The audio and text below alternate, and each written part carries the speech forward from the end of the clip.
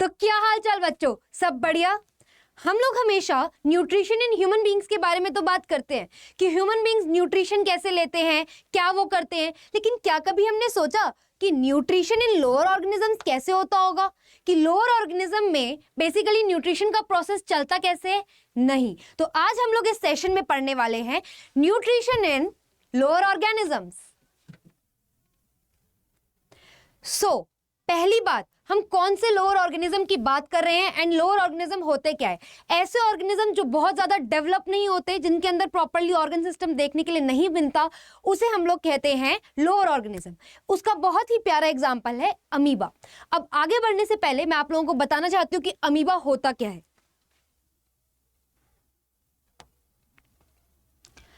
अब जब हम बात करते हैं अमीबा की, तो अमीबा क्या है? अमीबा एक ऐसा ऑर्गेनिज्म होता है जो कि इर्रेगुलर शेप होता है। मतलब मैम इसकी कोई शेप नहीं होती, शेप नहीं है कोई भी फिक्स, इर्रेगुलर सी शेप है। सो ये क्या है? एक टाइप का लोअर है, मतलब कि ज्यादा डेवलप नहीं है, एंड कैसा है? इर्रेगुलर शेप्ड ऑर्गेनिज्म है। So that is amoeba. अब हम इसके न्यूट्रिशन की बात करने वाले हैं कि इसका न्यूट्रिशन कैसा है। पिछली कुछ क्लासेस में हमने पढ़ा था कि दो टाइप के न्यूट्रिशन होते हैं। एक होता है ऑटोट्रॉफिक मोड ऑफ न्यूट्रिशन, जबकि दूसरा होता है heterotrophic mode of nutrition. And अगर हम इन टर्म्स को स्प्लिट करके समझते हैं तो मैंने बताया भी था, ऑटो का मतलब होता है सेल्फ और ट्रॉफिक का मतलब होता है नरिशमेंट, जबकि हेटरोट्रॉफिक मोड ऑफ न्यूट्रिशन क्या होता है, एक बार मैं और समझा देती हूं।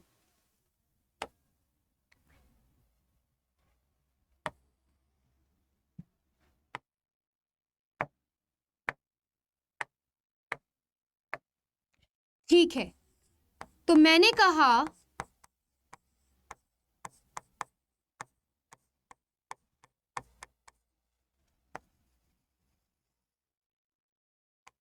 मैंने बात की आप लोगों से कि दूसरा मोड ऑफ न्यूट्रिशन कौन सा है, क्योंकि ये इंपॉर्टेंट है। तो मैं ये टर्म एक बार आपको फिर से इंट्रोड्यूस करा देती हूं, that is heterotrophic mode of nutrition, जहां पे हेटेरो का मतलब होता है डिफरेंट। क्या होता है? डिफरेंट। लिख देती हूं आप लोगों के लिए,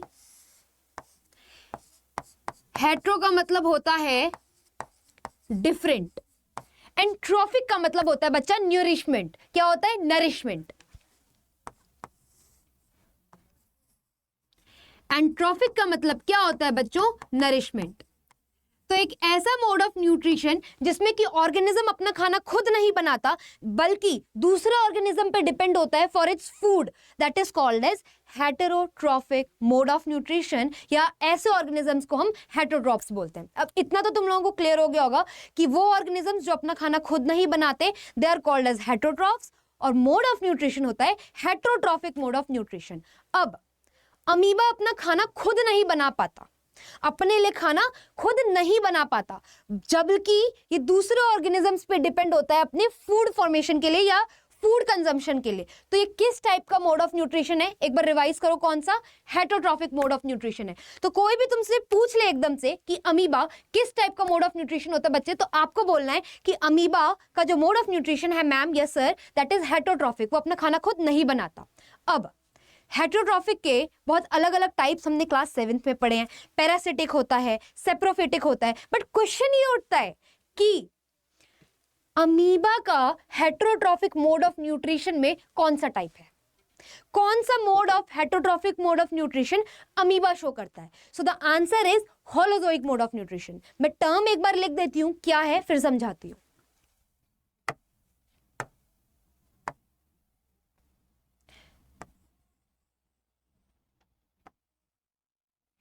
देखो एक बार, दिख रहा है? सही दिख रहा है।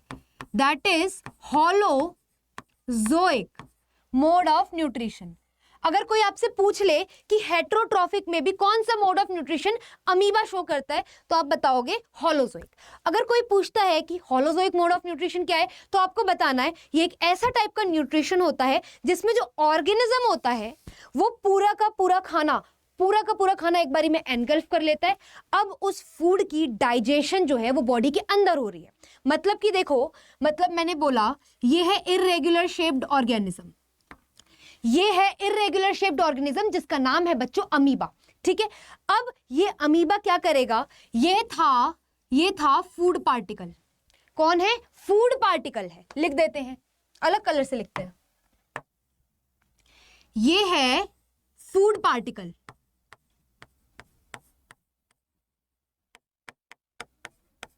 ठीक है।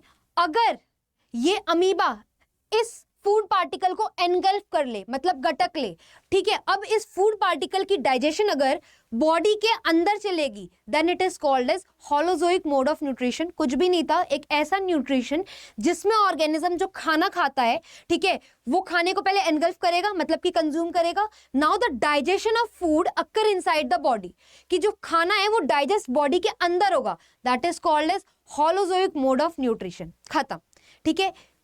कौन है इसका एग्जाम्पल? अमीबा। अब दूसरा तुम लोग सोच के देखो एक बार, कौन हो सकता है?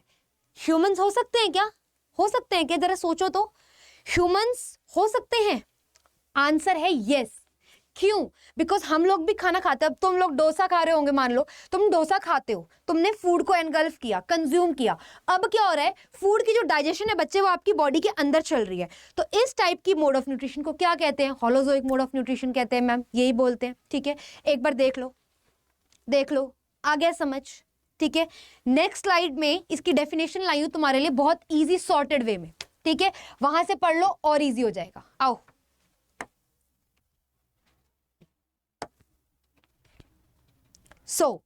क्या बताया होलोजोइक मोड ऑफ न्यूट्रिशन? जिन बच्चों को याद नहीं हो रहा वो ऐसे याद करो। होलो मतलब क्या है? पूरा, संपूर्ण खाना, है ना। तो संपूर्ण खाना अंदर गया बॉडी के, एंड अब उस खाने की डाइजेशन बॉडी के इनसाइड होगी। And what is digestion? अगर कुछ बच्चे सोच रहे हैं कि मैम डाइजेशन क्या है, तो बच्चों डाइजेशन क्या होता है? एक ऐसा प्रोसेस होता है, देखो तो क्या होता है, एक ऐसा प्रोसेस होता है जिसमें जो कॉम्प्लेक्स फूड होता है, कॉम्प्लेक्स फूड होता है, वो कन्वर्ट हो जाता है सिंपलर फूड पार्टिकल्स में, ठीक है। This is called as digestion.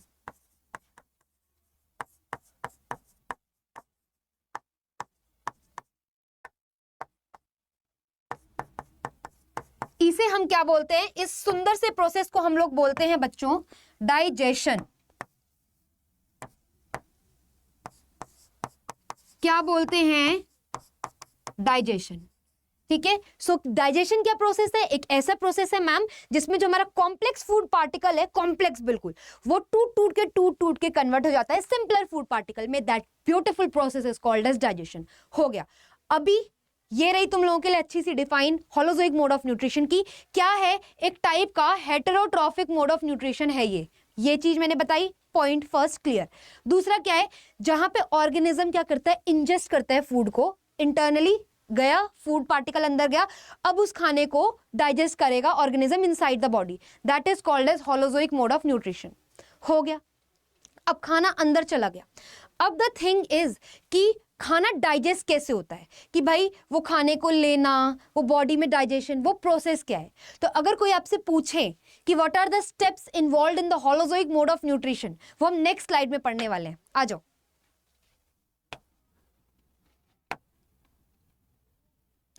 पहले देखो, ये मैं तुम्हारे लिए एक अच्छी सी फोटो लाई हूं। इस पिक्चर से आपको क्या दिखता है, क्या समझ आता है?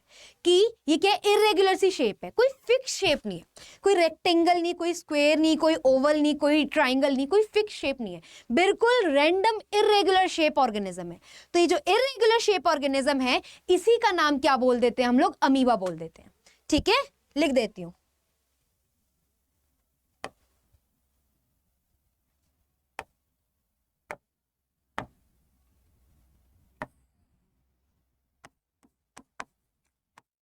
कौन है ये?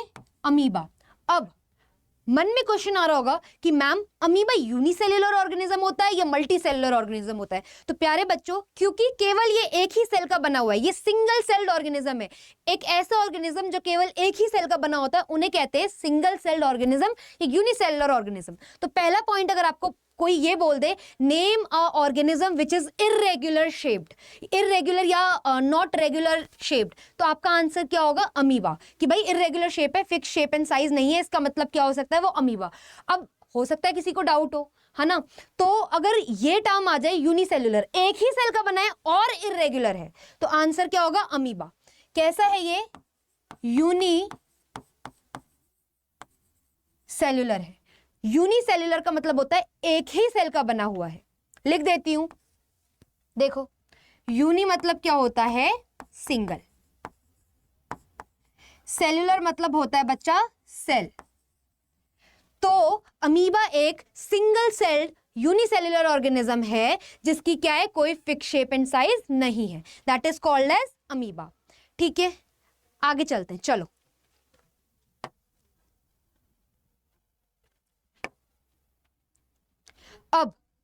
अब हम पढ़ने जा रहे हैं कौन से स्टेप्स इन्वॉल्व होते हैं होलोजोइक मोड ऑफ न्यूट्रिशन में, कि किस तरीके से अमीबा इस न्यूट्रिशन को फॉलो करके अपना खाना कंज्यूम करता है।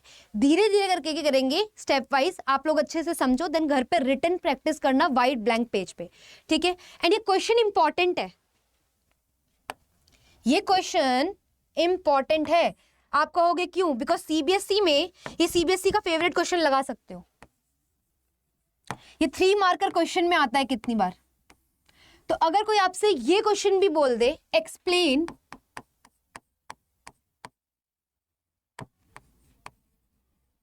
Holozoic mode of nutrition in amoeba with the help of a well labeled diagram, with the help of a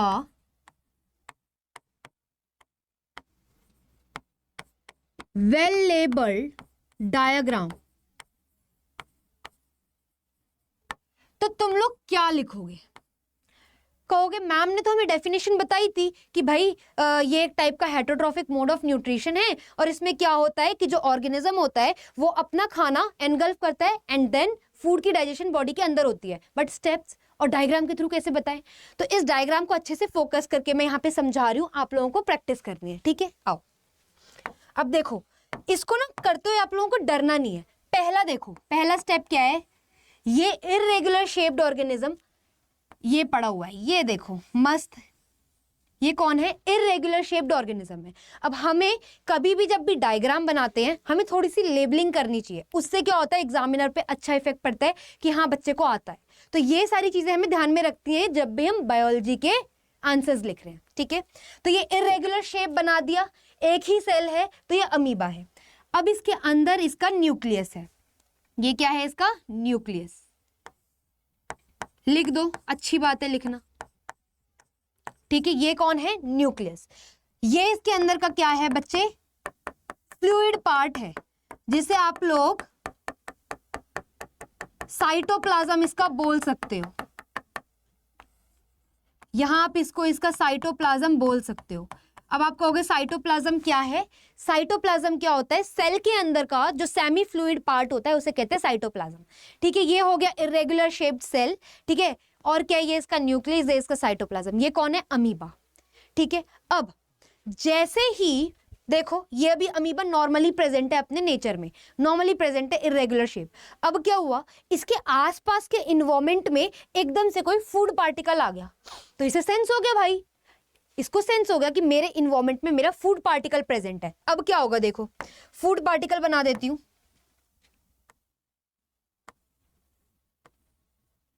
ये देखो कुंफू करता हुआ फूड पार्टिकल, बिल्कुल है ना। इसे लेबलिंग भी करनी है बिकॉज बायो में diagram without labelling is just nothing. ठीक है,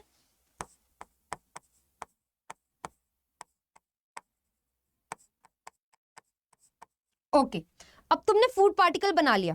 अब ये देखो, मान लो अगर मैं एक ऑर्गेनिज्म हूं जो कि अमीबा है, मेरे सामने क्या है? एकदम से फूड पार्टिकल प्रेजेंट है। तो वैसे ही रेगुलर शेप्ड ऑर्गेनिज्म होता है, बट जैसे ये देखता है ना कि भाई ये क्या है, ये मेरा फूड पार्टिकल है, तो ये अपनी प्लाज्मा मेम्ब्रेन को, क्या बोला? Plasma membrane. ये भी लेबल करो, ये भी लेबल करो, ये क्या है बच्चा? इसकी प्लाज्मा मेम्ब्रेन, प्लाज्मा मेम्ब्रेन, या इसी को हम लोग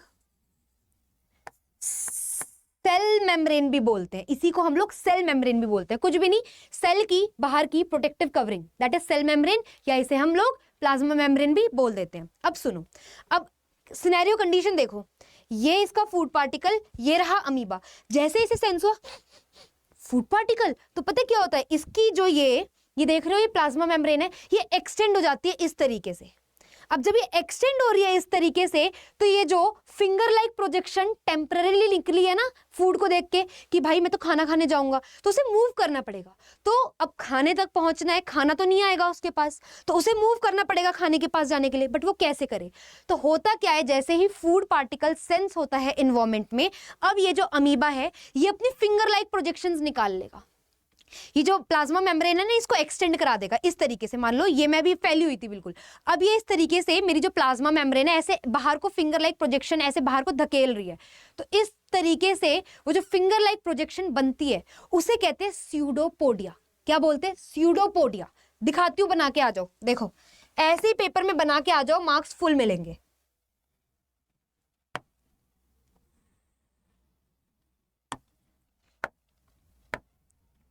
ये देखो, ये देखो, ये अमीबा ऐसे फैला हुआ पड़ा था बच्चे, ठीक है। जैसे ही इसने देखा यहाँ पे फूड पार्टिकल है, इसने इस तरीके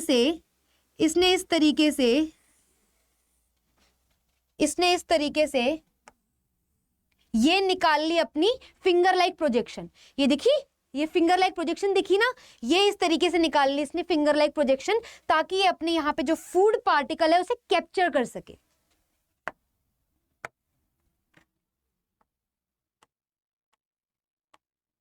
दिखा। तो ये ये इस तरीके से ये जो ऐसे फिंगर लाइक प्रोजेक्शन निकलती है, इन फिंगर लाइक प्रोजेक्शन को हम लोग क्या बोलते हैं? ये एक्चुअली में प्लाज्मा मेम्ब्रेन की एक्सटेंशन है। ये प्लाज्मा मेम्ब्रेन की जो एक्सटेंशन है, ये फिंगर लाइक प्रोजेक्शन का नाम हमने दे दिया है स्यूडोपोडिया।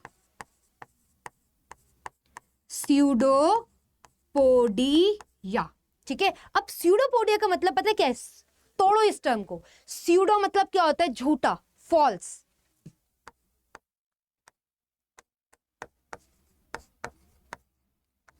और पोडिया से क्या समझ आ रहा है? पैर होंगे, है ना। तो स्यूडो मतलब फॉल्स, पोडिया मतलब पैर, फीट। लिख दो। तो pseudopodia is also known as बच्चों फॉल्स फीट, झूठे पैर हैं। जैसे हमारे पास पैर होते हैं ना, ये देखो मेरी टांग तो इतनी ऊपर आ ही नहीं पाएगी, ठीक है। जैसे मेरे पास पैर है, मैं चल के जा सकती हूँ कहीं पे भी, खाना खाने या कुछ भी करने, ऐसे ही इनके पास ये पैर परमानेंट नहीं होते। जब इन्हें खाने के पास मूवमेंट शो करनी होती है ना कि भाई खाने के पास पहुंचना है, लोकोमोशन करना है, उस टाइम पर इनके पास जो फिंगर लाइक प्रोजेक्शन निकली है, ठीक है, इन्हें हम स्यूडोपोडिया बोलते हैं। मतलब कि झूठे पैर, टेम्पररी पैर हैं, जब जरूरत होती है तभी ये पैर निकलते हैं। तो इसीलिए इनको स्यूडोपोडिया को हम लोग फॉल्स फीट भी बोलते हैं। क्या बोलते हैं? False feet. अब देखो, अब यहां तक समझ आ गया। खाना आया, ऑर्गेनिज्म ने अपनी फिंगर लाइक प्रोजेक्शन निकाली एंड इस तरीके से उसको सराउंड कर लिया। अब पता क्या होता है? ये देखो, अब ये देखो, ये क्या है? मेरे दो स्यूडोपोडिया और यहां पे मेरा फूड पार्टिकल प्रेजेंट। अब समझना, ये स्यूडोपोडिया, जो दो स्यूडोपोडिया होते हैं, ये आपस में ऐसे करके क्या कर लेते हैं? एक दूसरे को टच कर लेते हैं। तो जब ये स्यूडोपोडिया आपस में एक दूसरे को ऐसे करके कंप्लीट कर लेंगे, ऐसे टच कर लेंगे, तो यहाँ सेंटर में देख रहे हो एक गोला बन रहा है। ये देखो इस तरीके से, ये सेंटर में जो गोला बन रहा है ये क्या है? Food vacuole. अब इस फूड वैक्यूल में ये फूड पार्टिकल फंस गया। अब जैसे ही फूड वैक्यूल में फूड पार्टिकल फंसा तो क्या होगा? देखो देखो देखो,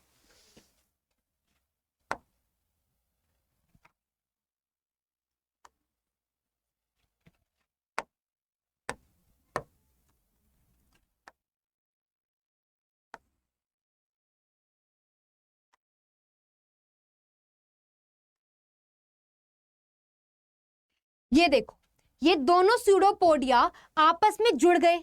अब ये देखो, सेंटर में तुम लोगों को यहाँ पे दिख रहा है गोल सा स्ट्रक्चर बन गया।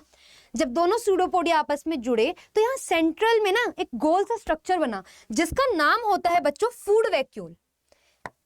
क्या होता है इसका नाम? फूड वैक्यूल होता है। लिख दो।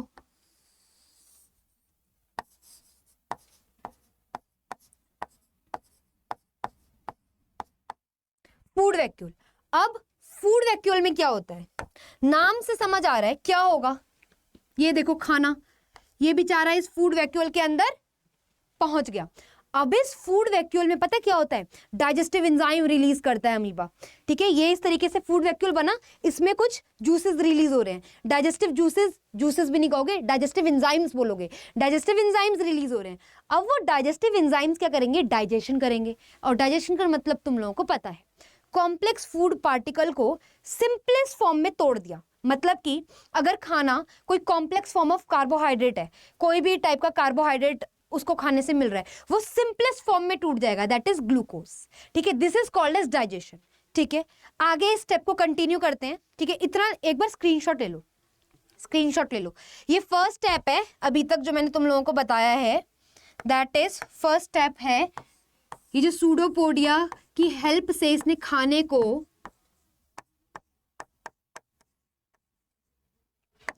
ये जो सूडोपोडिया की हेल्प से, ठीक है, ये जो सूडोपोडिया की हेल्प से इसने फूड वैक्यूल बना के खाना एनगल्फ किया है, गटका है अभी, है ना, that is called as ingestion. अब क्या हुआ दूसरे स्टेप में, इनसाइड द फूड वैक्यूल, इस फूड वैक्यूल के अंदर क्या हुआ, डाइजेस्टिव एंजाइम्स रिलीज किए। जैसे ही डाइजेस्टिव एंजाइम्स रिलीज हुए हैं ना, क्या हुआ, वो कॉम्प्लेक्स फूड पार्टिकल कन्वर्ट हो गया सिंपलर फूड पार्टिकल में, एंड सेकेंड प्रोसेस हो गया दैट इज डाइजेशन।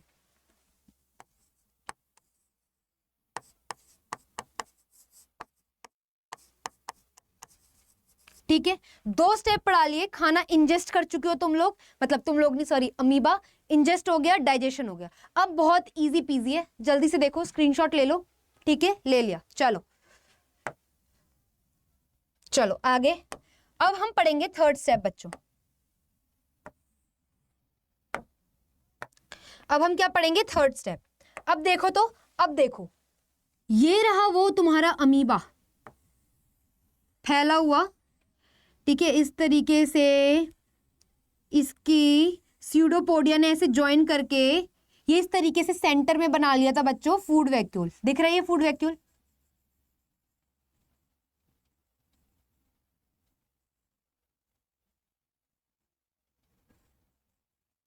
ठीक है, अब ये जो फूड वैक्यूल बना था इसमें हमने पढ़ लिया था डाइजेशन हो रही है। क्या है डाइजेशन? ये जो कॉम्प्लेक्स फूड पार्टिकल है ये कन्वर्ट हो जाएगा बच्चों सिंपलर फूड पार्टिकल में, ये कन्वर्ट हो जाएगा सिंपलर फूड पार्टिकल में, ये हो गया डाइजेशन। अब सुनना, ये जो सिंपलर फूड पार्टिकल है, ठीक है, ये जो सिंपलर फूड पार्टिकल है ये एब्जॉर्ब हो जाते हैं अमीबा के साइटोप्लाज्म में। ये जो सिंपलर फूड पार्टिकल्स थे ये हो गए absorb in the body of amoeba. तो वो बॉडी ऑफ अमीबा अंदर है क्या, एक्चुअल में साइटोप्लाज्म था। तो इस साइटोप्लाज्म में फूड पार्टिकल जो है सिंपलेस्ट फूड पार्टिकल थे वो एब्जॉर्ब हो गए। तो थर्ड स्टेप क्या हो गया, absorption.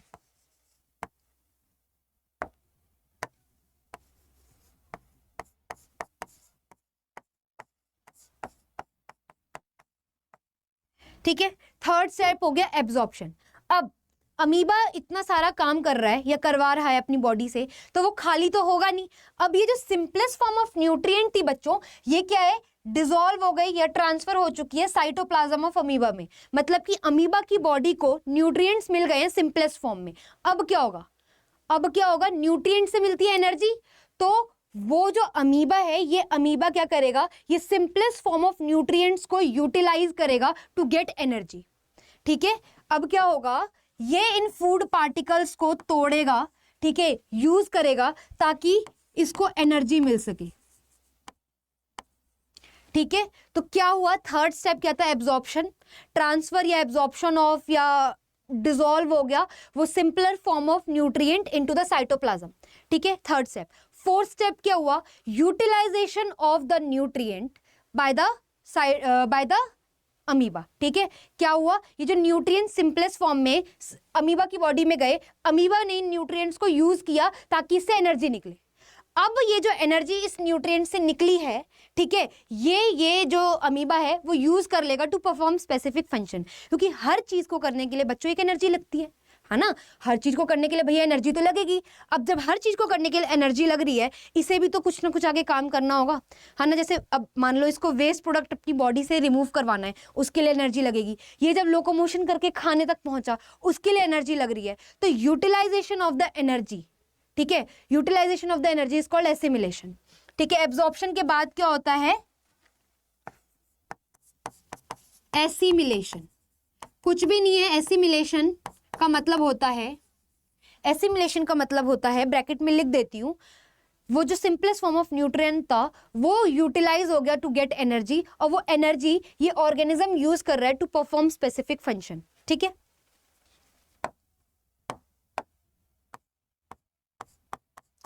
Utilisation of energy to perform various activities, है ना।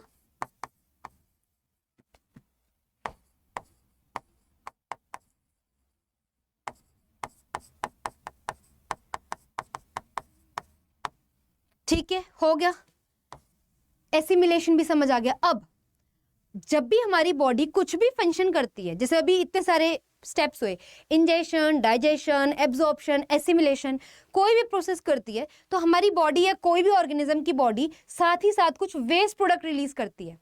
अब जब डाइजेशन हुआ तो कुछ वेस्ट प्रोडक्ट भी निकला होगा भैया, है ना, कुछ वेस्ट प्रोडक्ट भी निकला होगा।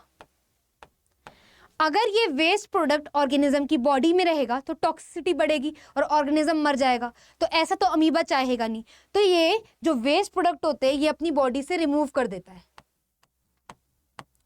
और इस स्टेप का नाम होता है, जब ये रिमूव करता है waste product from its body या रिमूव करता है टॉक्सिक प्रोडक्ट्स या by products from its body, इसे हम बोलते हैं ईजेशन। क्या बोलते हैं? ईजेशन। देखो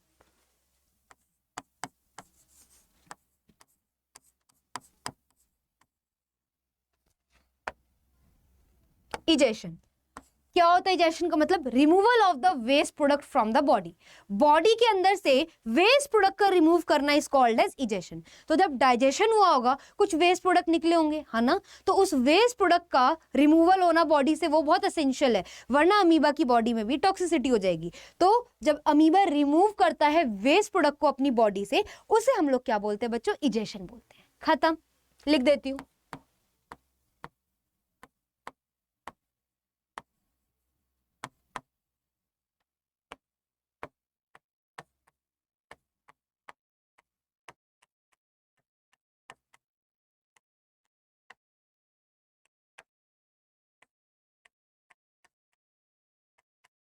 क्लियर है सभी को?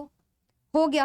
अब अगर तुम लोग क्विक रिवीजन करना चाहो कि कौन कौन से स्टेप्स थे इन the holozoic mode of nutrition, हमेशा याद रखना बच्चे दो टर्म्स में हमेशा कंफ्यूज होते हैं, इंजेशन और ईजेशन। इंजेशन का मतलब होता है इनटेक ऑफ फूड, ईजेशन का मतलब होता है removal of the waste from the body. तो इसमें कभी कंफ्यूज मत करना, क्योंकि देखो इंजेशन का मतलब होता है, ऐसे याद रखना, इन मतलब होता है बच्चा इनटेक।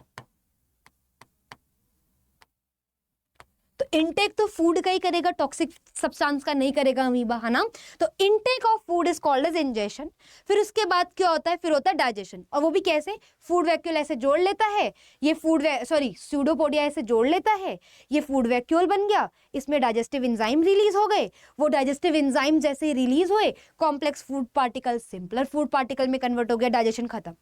फिर वो जो सिंपलेस्ट फूड पार्टिकल है वो एब्जॉर्ब हो जाता है in the cytoplasm of amoeba, that is absorption. फिर उस सिंपलेस्ट न्यूट्रिएंट को अमीबा की बॉडी यूटिलाइज करती है टू गेट एनर्जी, और वो एनर्जी अमीबा की बॉडी यूज करती है to perform various functions, that is called as assimilation. अब होता है, सारे इंपॉर्टेंट अच्छे प्रोसेस हो गए हैं, खाना लेके उसका यूटिलाइज भी कर लिया उसकी एनर्जी का, अब है वेस्ट प्रोडक्ट का रिमूवल होना from the body, that is called as हमारा प्यारा सा प्रोसेस इजेशन। क्लियर है बच्चों इतना? ठीक है। अब एक सिंगल यहाँ पे आपकी पीपीटी है, एक पेज है, ठीक है, उसमें पूरा समराइज हो जाएगा। आ जाओ,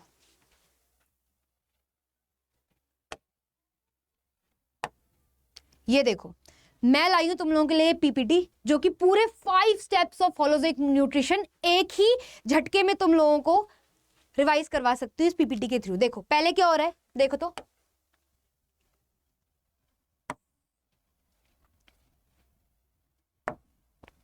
देखो पहले क्या हुआ, नॉर्मल पड़ा था, ये देख रहे हो इसका फूड पार्टिकल ये रहा। जैसे ही फूड पार्टिकल, अब देखना, जैसे ही इसे फूड पार्टिकल दिखा, ये 2 प्रोजेक्शन निकल गई है फिंगर जैसी, इसे क्या बोल दिया? Pseudopodia, also known as false feet. ठीक है। अब देखो ये दोनों फूड वैक्यूल, जैसे ही ये दोनों स्यूडोपोडिया आपस में इस तरीके से जुड़े तो यहाँ पे एक छोटू सा स्ट्रक्चर बन गया गोल सा, जिसको कहते थे फूड वैक्यूल। अब इस फूड वैक्यूल के अंदर क्या होता है, डाइजेशन होती है, ये कॉम्प्लेक्स से सिंपलर फॉर्म में टूट जाएगा।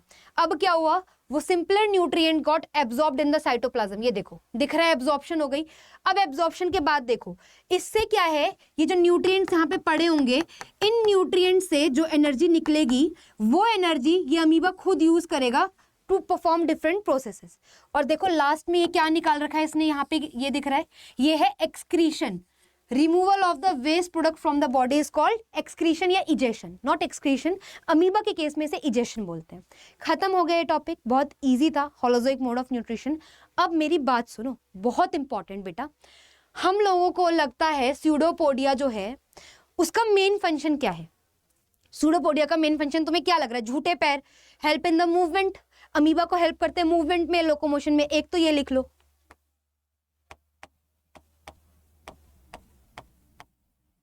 मूवमेंट पे हेल्प करते हैं, दूसरा किस में हेल्प करते हैं, तुम गौर से देखो, फिंगर लाइक प्रोजेक्शन है, धीरे धीरे करके स्नीक कर रही है, स्नीकली आराम से बिल्कुल फूड पार्टिकल को पकड़ने की कोशिश कर रही है, तो it help to trap the food particle, ये फूड पार्टिकल को धीरे धीरे ट्रैप करने में भी हेल्प करता है। Also helps to trap the food particle. ठीक है, तो अब सभी को समझ आ गया है। सो इस टॉपिक के साथ हम लोग आज का डिस्कशन एंड करते हैं, बट जाने से पहले मेरे पास आप लोगों के लिए एक क्वेश्चन है। आप लोगों को कमेंट में बताना है मेरे को कि what is the another name of pseudopodia, and मेरे को ये भी बताना है आप लोगों को कि ये एक यूनिसेलुलर ऑर्गेनिज्म था या मल्टी सेलुलर ऑर्गेनिज्म। अगर कोई टॉपिक स्पेसिफिकली मेरे साथ इस तरीके से पढ़ना चाहते हो तो do let me know in the comment box and I will reply you soon. Okay, bye बच्चे।